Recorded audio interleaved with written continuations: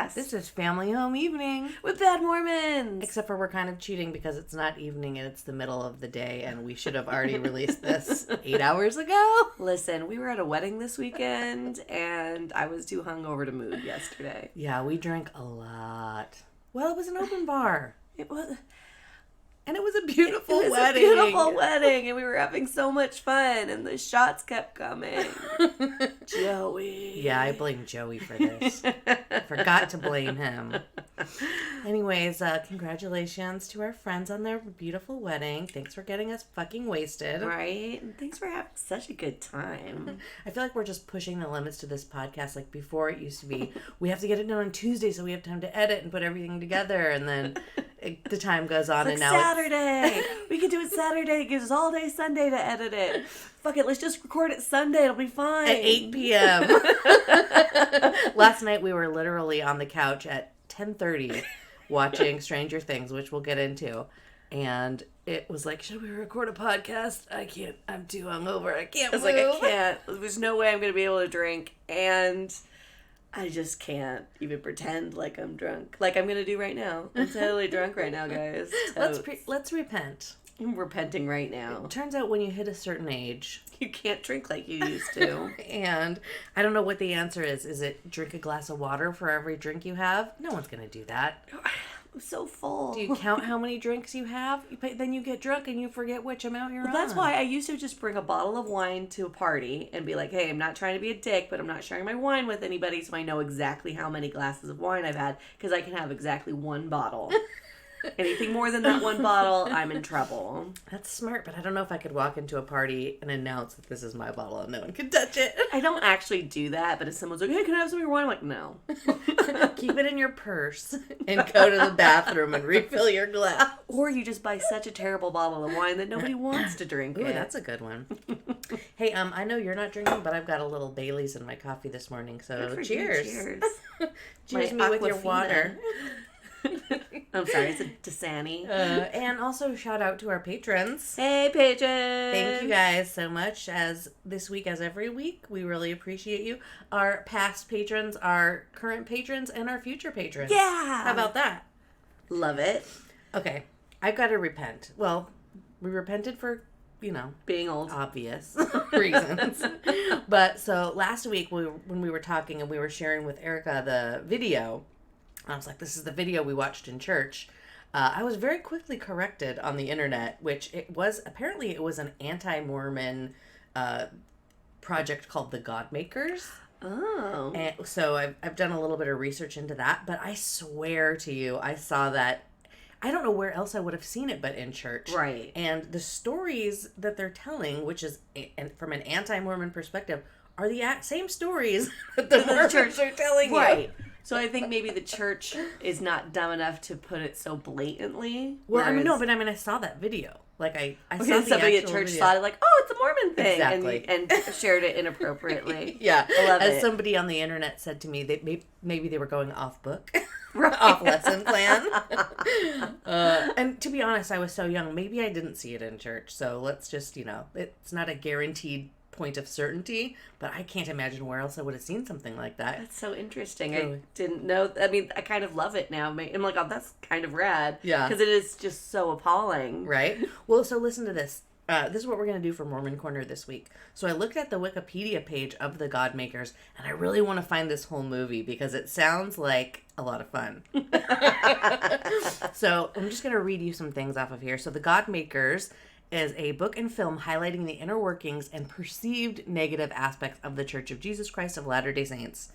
Jesus, they don't, they hyperlink everything in Wikipedia, so it doesn't say Mormons anymore. It's got to be the whole TCJCLDS. Anyways, so this was made by Ed Decker and Dave Hunt. They co-authored the book and the film. Jeremiah Films produced the film in 1982, so everything's tracking. Right. Expressing a highly critical view of the LDS Church, its practices, and its teachings, the film purports to be an expose of the Church's secrets and has occasioned controversy among church members and non-members since its release, provoking passionate debates about its veracity and message. 2 years after the release of the film, a book was published in 1984. So there's a lot of stuff in here. I'm just going to read you kind of the overview and a couple of things that I thought were pretty interesting. So, the God Makers was first shown to a group of 4,000 evangelical Christians on December 31st, 1982, at a church in California. So, it's basically like the Christians against the Mormons. Okay, is nice, kind of what was nice. happening, right? The film depicts a meeting between Ed Decker and Dick Bear with two actors who portray Los Angeles attorneys. The film states that Decker and Bear are there to consult with the Los Angeles-based law firm about filing a class action lawsuit against the LDS Church. Decker states that the church is a massive multi-billion-dollar corporation which shatters the lives of families, has ties into Satanism and the occult, and much of the dialogue that occurs between the actors and these two guys is kind of like a fake interview, and then they do segments interspersed with these clips. Okay. So I really want to find this. Right. I think it'd be fun to watch. So let's see here. Is it on in its entirety on YouTube? It must be. I haven't really looked for it. Okay. But that'll be our project for this week. So Dr. Harold Goldman, who is introduced as a Brigham Young University professor, a former Latter-day Saint bishop, and a current mission president, provides quotes at various points throughout the film. Goodman states that the church is very family-centered and notes the importance of the temple attendance to church members. The film narrator adds that the temple is used for only secret ceremonies, which are reserved for an elite few, which is true. And the temple attendance is required in order that a, quote, worthy Mormon can become a god himself in the life hereafter, ruling over his own planet with a number of goddess wives, end quote. So, okay, that tracks. Then moving on to the many gods part. Bear states that members of the LDS Church believe that there are billions of these highly evolved humanoids in space ruling their own planets. A woman who's interviewed who said that her goal as a church member was to be eternally pregnant, quote unquote. God, that sounds fucking horrible. I know. Eternally pregnant. I'd rather be dead. One of the actors/lawyers states that he finds it difficult to believe that the church members who are attorneys and judges that he associates with expect to become, quote, infinite gods and populate the planets through, quote, celestial sex with their, quote, goddess wives. He further states that he would be embarrassed to ask them about this. They're all embarrassed, blah, blah, blah. Okay, so then the Adam and Eve segment. So this is what we posted the little clip of. So Decker and Bear run an animated film which utilizes teachings from the Mormon prophets, including Joseph Smith's 1844 sermon, King Follett Discourse. Follet? I don't know if that's a French word or not. Anyway, to illustrate the differences between Mormonism and Christianity. The animation depicts God the Father living on a planet called Kolob with his many identical blonde goddess wives who are taking care of their spirit children produced through endless celestial sex. This is all tracking so far. A plan is presented to create and populate the earth, and all the spirits in attendance vote on the matter. 1/3 of the spirits follow Lucifer's plan and are denied physical bodies. Those that are neutral are born with black skin. Those who are valiant were to be lighter skinned and born into Mormon families on planet Earth. The narrator refers to statements made by LDS prophet Brigham Young, teaching that thousands of years later, God the Father journeyed from a planet nearest to Kolob to have sex with the Virgin Mary in order to provide Jesus with a physical body. It also states... Wait, they had sex? It says Virgin Mary right here. Well, no, I just thought she was just magically pregnant. That's what I'm saying. Virgin Mary. Right. There's no sex in virginity. Oh, got it. Yeah, thanks. Sorry, I'm tired. It's also stated that LDS prophets have taught the Mormon Jesus had a number of children through multiple wives. The narrator states that Joseph Smith Jr. claimed to be a direct descendant of Jesus Christ. Anyways, there's so much good stuff in here. I want to read you this one part about the occult, which I thought was pretty funny. By funny, I mean tragic. So Bear states that Joseph Smith was arrested and convicted for pretending to be a buried treasure. For pretending to find buried treasure using a seer stone. Also tracks. Decker produces what he refers to as a satanic Bible in which the word Momo is said to represent the king of the ghouls and whose followers are called Mormons. Bear also claims that in Chinese, the word Mormon means gates of hell. I don't know about that. Right. The term Mormon is a nickname given to the Latter-day Saint community based on the name of the central spiritual text of the religion, the Book of Mormon. The phrase is used in the LDS Church's I'm a Mormon campaign to describe the church's members. Some members of the LDS Church only refer to them now as Latter-day Saints. Anyway, ton of information in there. And I really, really can't wait to find that film, because how fun would that be to watch? Right? I'm into it. So anyways, that's Mormon Corner. Nice. Yeah, can't wait to watch that video because, again, just appalling. Just appalling. Yeah, and just like all the things that are laid out, the way that they're laid out, it's like that's the same stuff we're taught. It's just from a different, I guess, tone. Right. But it's the exact same shit. Right. Except for the occult stuff. I never knew about that. Which, to be fair, how much do we don't know about things? Well, yeah, I mean, we never knew that Joseph Smith was like a treasure hunter and we kind of always heard he was like a carny or a con man. Or at least we heard that, but... Right. No, not in church. Right, of course not. The pirate maps, the Captain Kidd stories, like all that stuff. Right. All the stuff from the CES letter. Have you read the CES letter? You know, I haven't. It's actually pretty, yeah, it's kind of dry at the beginning, but it's pretty good. Is that the guy who did all the bombing stuff? Or is that something else? No. This is, it's the CES is, I forget what it stands for, but it's basically just it debunks all the teachings of the church and says, and that's where I heard about the Captain Kidd pirate stories and the, and they're saying like, this is what they're saying, what happened. This is what's historically accurate.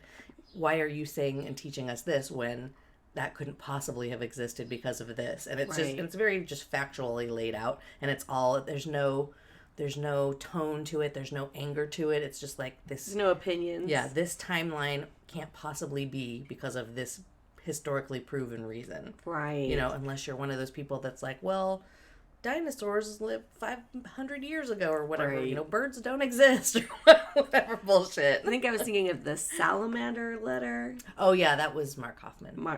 Yeah. Dad's home visiting teacher? Yeah. Partner? Home visiting. I kept saying family home evening teacher, but that's not a thing. Yeah.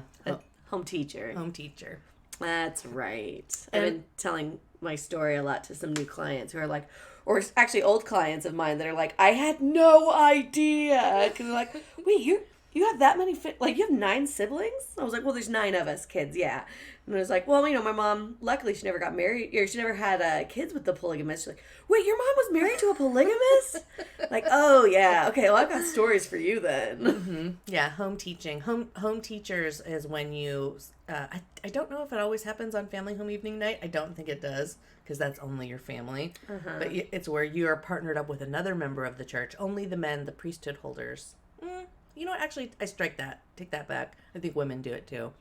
But then you go to homes in the ward in your church and you deliver some sort of lesson from the church to another family. Interesting. So yeah, our father was paired with Mark Hoffman, who's a murderer. who forged all those documents. He also defrauded the government. I think he said that he had found the first Bill of Rights or something like that. And he was a master forger. Because he was a master. He was very good. He knew, he burnt paper and used it as the ink. He just did everything right. So when they tested the acid or whatever it is that they do to test things to see how old they are or whatever, it checked out, and he got paid a lot of money. Yeah, a lot of money. One of my other clients, one of her good friends is his wife. They're not divorced. Oh, right. I remember you saying that. And I was just like, oh, wow, small world. No kidding. Anyway, so more to come on this Godmakers. Thank you, Internet, for correcting me and opening this whole new door into some fun Mormon content. Yes.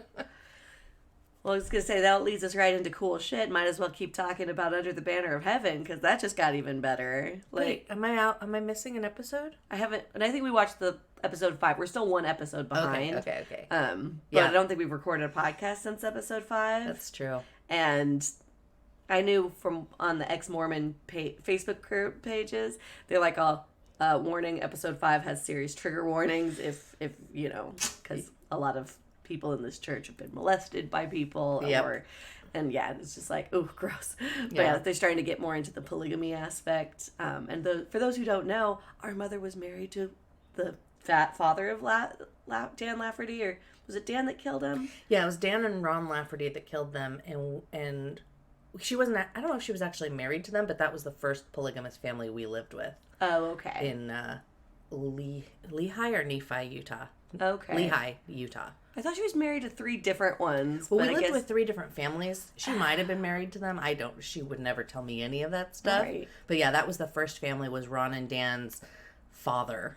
Right. That we lived with. Actually, it makes more sense that she wouldn't be, and again, this is all in air quotes, so you can't see it, married to them, because they're supposed to take that shit seriously. So I don't think they would go through with the ceremony if it wasn't right. So I think they were just trying to figure out where to put her. But anyways. Fucking weird. Yeah, and the Laffertys were the ones that approached her friend Jamie, and that's how Mom was introduced to them. And so they kind of, we always like laugh and joke now because we're, middle-aged, right. That, Mom stole us and kidnapped us and ran off in the middle of the night. That's actually true. She did that, and our father was, horrified and depressed and freaking out and looking for his kids, had no idea where we were. Meanwhile, she's with the Laffertys, hiding out. Like, I remember I was talking to Casey, our brother Casey, about it, and he was saying, like, yeah, I wasn't allowed to go up to the fence to, like, talk to the other little boy who lived in the next yard over. Like, we would go to the fence and talk to each other because we were about the same age, and I got screamed at that nobody could see us, and our car was hiding in a junk impound lot, and we had to stay inside, and yeah, it was fucking weird. Yeah, so it was like, I was like, I don't remember, I was 2, but my sister was 10, so she remembers more of it than I do. Yeah, that was the Laffertys. Fucking weird. Small world. Yeah. Anyways. But yeah, anyways, Under the Banner of Heaven, if you haven't watched it yet, check it out. It's on Hulu. It was a slow start, but I'm really getting into it. It's starting to pick up. I was going to say, the same could be said about Stranger Things season 4, 3? I don't even know where we're at. It's funny that you put that under cool shit, because I put that under this motherfucker. Well, to be fair, you stopped watching, and I continued to watch. Did I miss anything good? Yeah, it starts getting... It had to do a lot of setup with the first 2 to 3 episodes, and now I think I was 4 episodes in, and it got a little... Don't get me wrong, it's still pretty slow. It's got 3 different storylines, so it's kind of like, what? Fuck, just get it.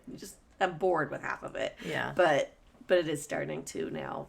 Okay. Get together. So. Yeah, I did go bounce out after 1.5. I was like, this is not season 1. I want my season 1 Stranger Things back. Season 1 again. That's over. Yeah. But fair.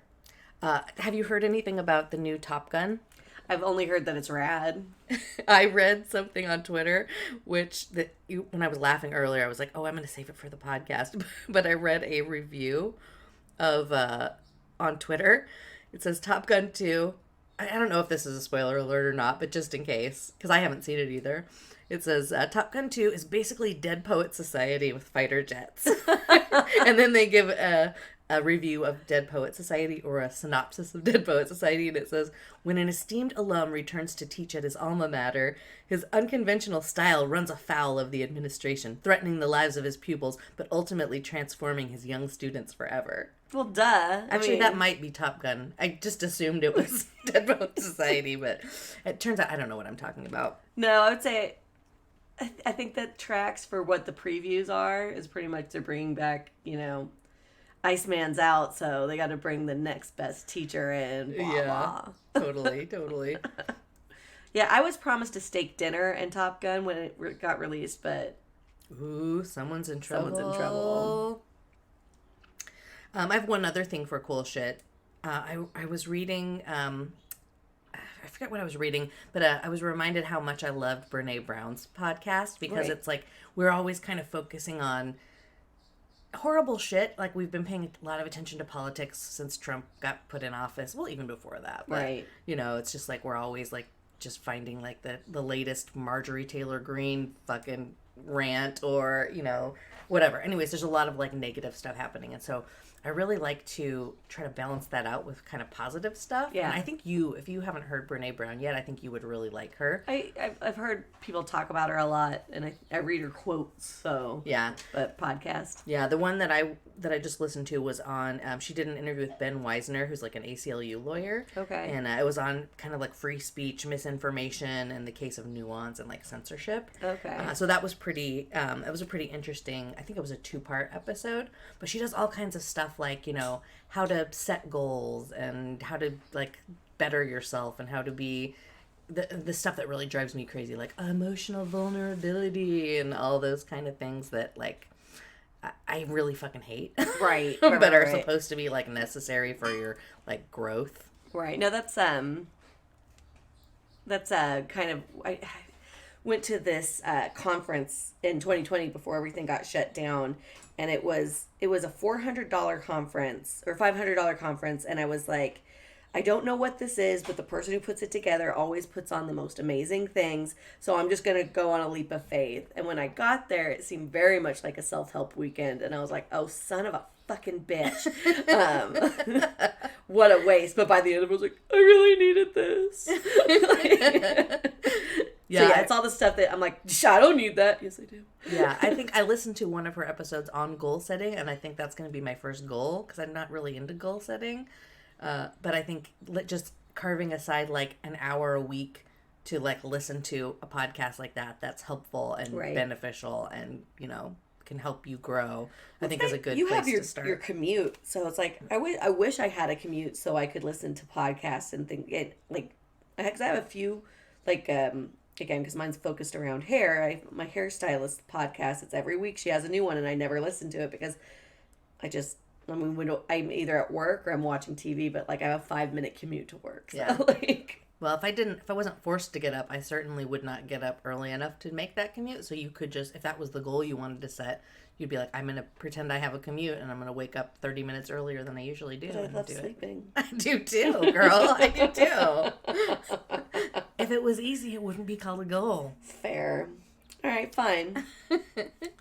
Okay, I have a big long list of this motherfucker. I've got some things to interject. I'm sure you'll hit on something I can have commentary towards. I've crossed off Stranger Things because I was too soon on that. Right. Obi-Wan Kenobi. Oh, God damn it. Should we give that a couple more episodes too? We're going to have to, but it doesn't mean that the acting of the main bad guy is going to get any better. Like, seriously, if your acting is so bad that you're taking me out of the story, how did this get past, I don't know, producers or whoever the fuck's in charge of fucking casting? True. Like, the thing that got me about it was the in the very first big fight scene confrontation or whatever, it was like this big dramatic thing, and it was wasn't bad, wasn't great, wasn't bad. Right. You had me, and then the way the guy escapes is basically like throwing a curtain in front of these Grand Inquisitor Jedi hunters, right. So that it's like knocking a trash can over in front of them essentially, right. But it's a curtain. It's like, are you fucking kidding me? What the fuck? And then that just sort of set the whole tone for me for the 2 episodes. No, I agree. Yeah. So that we might need to give that a couple more. Right. I hope it gets better because. Fuck that. It's been pretty terrible the first 2 episodes, I'm not gonna lie. And Ewan McGregor does so good. Ewan McGregor, veteran actor, he's actually great. Yeah. But the fucking little Leia character, Leia, fuck.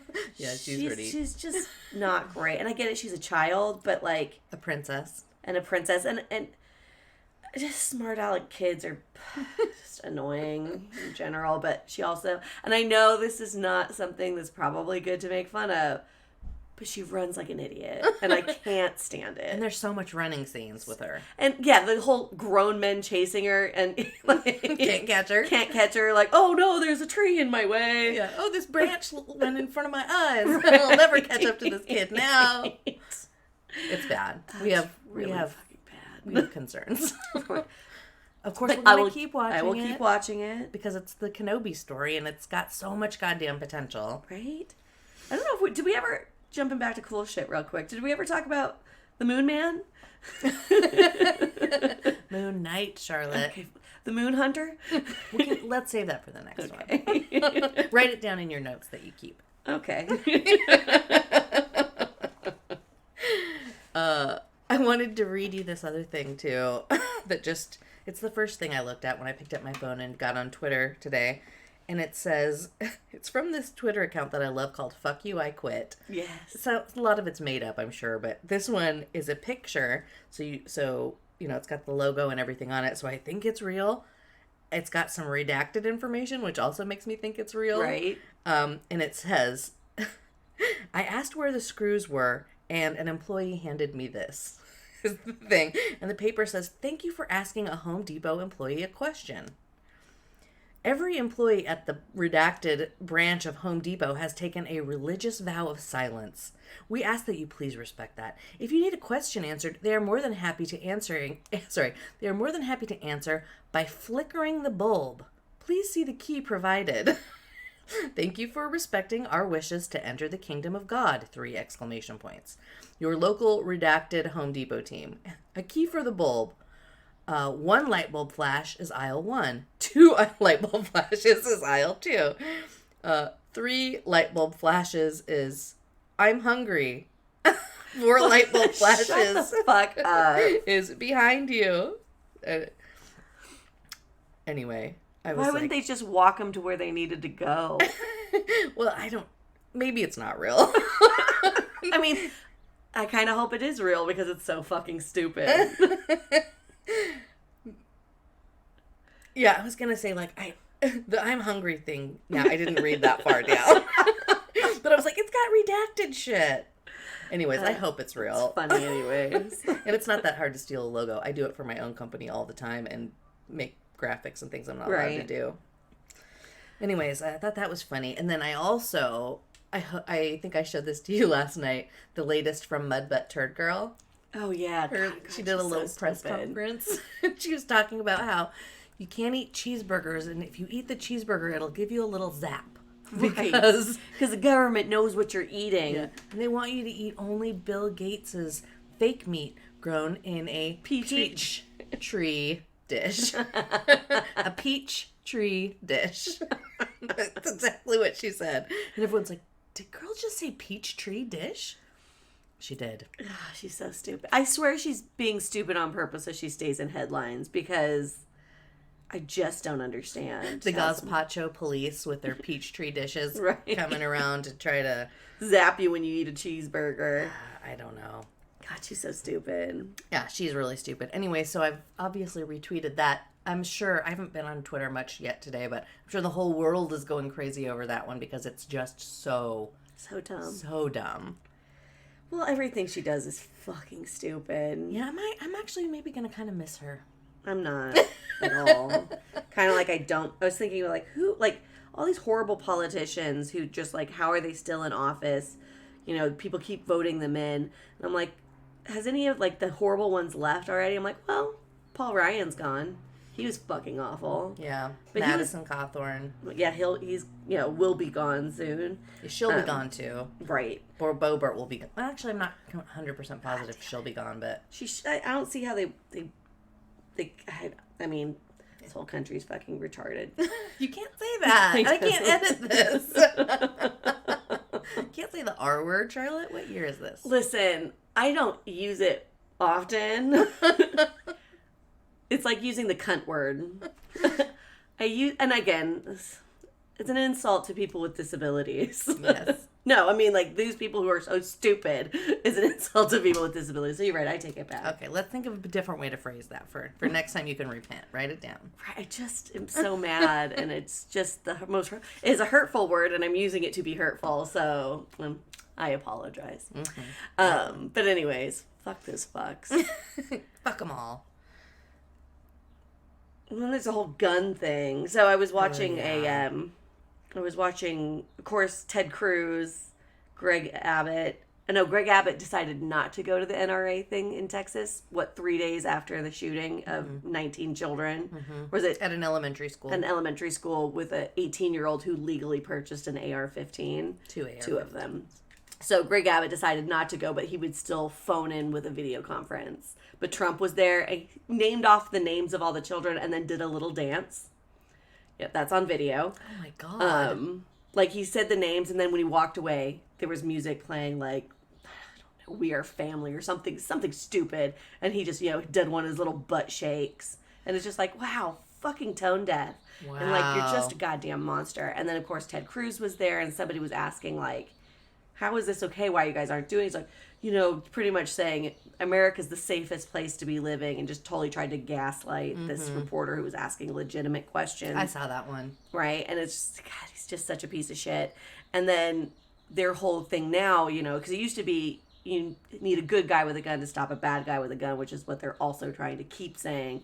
But there were armed police officers outside who would not go in because there was an AR-15 and they didn't want to get shot. Yeah, not only were they not going in, they were handcuffing and tasing the parents of the children who were being murdered outside of the school because they were basically being physical with them, trying to get them to go in and do something. They were handcuffing and doing tasing their fucking job. The parents of the kids. I'm not at all fucking surprised. No, I'm not either. But now they're trying to say, no, it's not a gun problem, it's a mental health problem. So they're even going as far as mental health, but they're not going to give any of us universal health care to, address mental health or any sort of health for that matter. And in April last month, Greg Abbott slashed either 100, I should probably, but it was $211 million from the Department of Mental Health last month. Wow. Right. So it's like, you'll do a better job with mental health. Yet in April, he slashed $211 million from the department that oversees mental health programs. Yeah. So fuck you, Greg Abbott. Fuck you, Greg Abbott. God, wouldn't it be great if Beto won? Oh my God. So I love that he went in and interrupted their press conference, but they were more angry with him for interrupting their press conference than they were with the fucking shooters who are killing children. I know. It's crazy. It's a really long shot for him to win, unfortunately, but it's not impossible. It's not out of the realm of possibility. I don't know how he didn't beat fucking Ted Cruz. I'm just beyond mortified. I know. Let's do this. Let's shake it off. Let's take a break, hear a word from our sponsors, and then we'll come back and tell a funny story that we've tried to tell a few times that for some reason has never made the final cut. Welcome back. I hope you enjoyed that, whatever it is we played for you. Okay, we keep this running list of stories, and every time I remember a new one, I keep track of it so that we can make sure that we have the best content for you, our listeners and patrons. Right. And this one's been on the list for so long, and we've tried to do it a few times. Occasionally it gets scrapped, but we wanted to tell you the story of the time that we went to Las Vegas, Nevada. I was trying to think of the best way to phrase this. I forced Charlotte into getting a sculpture of her face made. I'm pretty conceited, so it's not a huge ask for me to get a sculpture of my own face made. But, we had just gotten to Vegas. We were hanging out with Yvette, right? Mm-hmm. And she had a place at the Wynn Hotel. Was it the Wynn? I think so. She usually stays at the Wynn, yeah. Yeah, so we were at the Wynn. I had never been to Fremont Street before. And I remember, I think I was maybe 20. I mean, we grew up, about a year in Henderson, Nevada when we were kids. And I've been to Las Vegas a few times, but we lived in Vegas too. A year and a half we lived in Vegas. Okay. So but the first time I was kind of an adult, I want to say I was maybe 18, 19. Me and Patrick went to Las Vegas just, I don't know, to get out of town or whatever. I used Tiffany's fake ID, or no, Tiffany's real ID, with a punch hole in it to buy. Oh, I had to have been 20 because Patrick was 21 because he was buying the booze. And she was like, I need to see your ID too. I was like, what? I didn't touch it. She's like, I need to see it. So I gave him Tiffany's ID and it worked. And it had a punch in it? No, it had a punch in it, yeah. But since I wasn't technically purchasing it, she was just being a bitch. Right. But anyways, but I was like, this is too classy. I have thoughts of Las Vegas as being kind of trashy, big bright lights, which they have, but, prostitutes and strippers and I don't know, just trashy. Mm-hmm. And so when I finally got to go to Fremont Street years and years later, 10, 12 years later, I'm like, oh, this is the Vegas that I've always wanted to see. So, go-go dancers on top of slot machines. Yeah. That story that I've told in the past of Yvette and I doing coke in an elevator with strippers. Yeah. That was Fremont Street. Yeah, see, exactly. That's my idea of Las Vegas. So I was happy to know that it still exists. And I just was in the wrong spot. So we're hanging out on Fremont Street. I'm blown away by the awesomeness. And we see that there's these people that, are doing sculptures of people's faces. And There's really good ones, too. There's some really, really good ones. Like, wow, that's awesome. They did such a good job. And Mandy's like, Cheryl, you should get it. I'm like, oh, gosh, how much is it? And I want to say it was something like $35 is what they quoted me. Right. And I was like, and again, I like my face a lot. So I'm like, okay, I'll do it. What I didn't realize was it was going to take like an hour. Yeah. It took longer than that, maybe. It was January. It was cold outside. So I had to be under this blanket, which God knows who's been under that blanket. Scabies and fucking bed bugs. Who knows? So I'm just sitting there. Yvette and Mandy leave. Well, just to set the scene, too. They're in the background of you, so there's, like, lights on you. You're under the scaby blanket. Somebody's sculpting your face. And behind you, there's a bunch of people. I don't know what they were doing. I don't know, like, what capacity they were there. But it was, like, a girl with big old titties, like, natural titties. Wearing a nun habit and like the cloak and everything, but then just titties. Right. So it was awesome. They're the girls that walk around and you $25 for a picture with them, right? Kind of. Oh, is that what it was? If I had to guess, yeah. I don't know what, it wasn't Halloween, and it wasn't like they were working for a bar or anything. No, it's like the Spider-Mans down in Hollywood, right? Okay, so titty nun. It was a titty nun. Like, oh, take a picture with the titty nun. $5. Okay, yeah. So we did leave, but it was cold. And it was taking forever. And we didn't have a scaby blanket. You didn't bring me any booze. It was really rude. I was sobering up by the moment. That was a mistake, and I repent for that. Thank you. So I'm sitting there, and I'm cold, and I'm bored as fuck. Like, I don't know why I couldn't just look at my phone or something. Anyways, so it's been a while, and Mandy comes back, and she's behind the artist, and the look on her face was just awful. It was just like, I'm like, is it good? Like, I couldn't quite read it, but it was kind of like your mouth just kind of open. You were like, and I'm just like, is that like a good or is that like a bad I can't tell. And you're like, no, it, like, you mouthed it to me like, no, it's good. And I'm like, oh, okay, good, great. And then the artist had to like lean down to pick something up, which then they flashed it towards me. And I got to look at it. I'm like, you fuck. That's not good at all. There's nothing good about that. So they finally finished. $85 is what they wanted, because apparently the frame didn't come with it and cost $50. It's a piece of shit frame, by the way. It's falling apart. I'm looking at it right now. It's next to me. It's hanging on the wall, covered in dust. And so I just look at it, and I'm fairly drunk.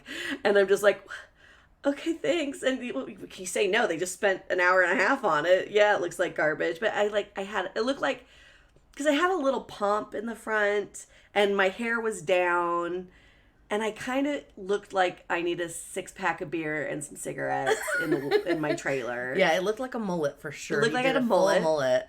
And I don't know, it just looked like the worst version of me ever. The face didn't even, like, it's almost like your teeth, lip area was protruded. Right. And then your cheeks were sunken in, hollow. Like, you really did look like you needed, like, a baby on one hip, pack of cigarettes, and a frying pan. It's meth, maybe. A little bit of meth. Where's my meth pipe? So we did go to the bathroom fairly quickly after that, where I took my mullet, turned it into a snake neck, because I figured it looked just like Beetlejuice. Like, I was like, oh, Beetlejuice. So I gave myself some fangs, which have broken off now, which is disappointing. But yeah, anyways, I'm sure I at least have pictures of what it looks like now, and I'm pretty sure I can go on Facebook and find the pictures of me crying, looking at it, going, it's not me, and then fixing it. Yeah, that's what we'll do today. We'll find those pictures, and we'll post them. But anyways, so Mandy's a monster, and made me into a monster. Yvette is just as much of a monster. That's true. It's both of you guys. But at the time, it was mortifying, and you were so mad about the $80. $85. Mandy. But now, I tip? I had to probably tip about $20 on top of it, because even though it looked like shit, I'm not an asshole, and the guy did work, so fucking I tip him on top of that too. So it was $105. But you know what? For the memory, isn't that worth? Listen, I love my piece of art. Now it's fucking amazing. It is displayed at all times. It doesn't look like you, but it's a Beetlejuice head of you. And that's one of the myriad of times we've been to Las Vegas, Nevada. But I want to say it's probably my favorite time. Well, no, your wedding was my favorite time, but this is my second favorite time. Yeah, it was a really good one. How can we be excellent to each other, Mandy? We need to bring that back into our segment. Listen, don't forget that even though there are people who disagree with you and who have different beliefs than you, more than likely when you're on the internet, you're interacting with robots or 12-year-olds from Reddit making memes. Right. So don't be such a dick to everybody. There's no need to be a dick. No absolutes. Like, there are no blanket statements and absolutes. There's everything. I don't know how to say this. It makes me think of the Johnny Depp Amber Heard trial, right? Yeah, people are getting real mad at us about that. Yeah, I was going to say, one of our good friends who, is a feminist or whatever, but, like, is just like, how can you side with Johnny Depp? I'm like, did you not watch any of the trial stuff? Like, yeah. I'm all for believing victims until they prove otherwise, that they're not a victim. And she has wholeheartedly exposed herself as being, because even if there was abuse, and I'm not saying there wasn't, there probably was on some degree, but the fact that she took other people's stories and made them her own, she faked photographs, that she lied so much that it discredits her, and unfortunately discredits actual victims. Yeah. And for our friends who are very liberal and on the side of women who can't see that, I'm understanding the other side, right? Mm-hmm. And I was reading a Vogue thing that was saying it's about time we believe Amber Heard. And there's other things saying we just have to believe the women. And it's like, okay, it's those kind of blanket statements that give the right their side of like, oh, they've all gone crazy. And like we both think the other side has gone crazy, but it's just like they're very rational people on both sides of this. I'm not like the Trump, tiki torch fucking Nazis, good sides. But like nobody should have an absolute. Everything is based on facts and what is presented, and so just don't be so narrow-minded that you can't try and see both sides of any argument.